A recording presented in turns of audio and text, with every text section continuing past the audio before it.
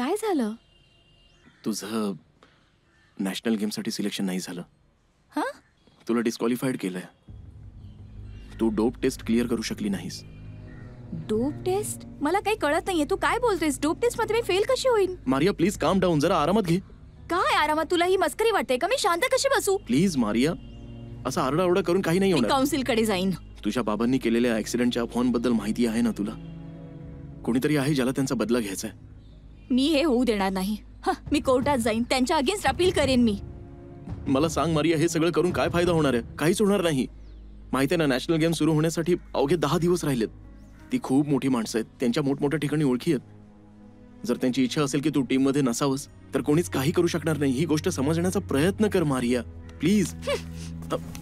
Maria, मला काही वेळ एकटा राहू दे. चित्रपट पाहण्यासाठी लगेच डाउनलोड करा अल्ट्रा झकास मराठी OTT ॲप.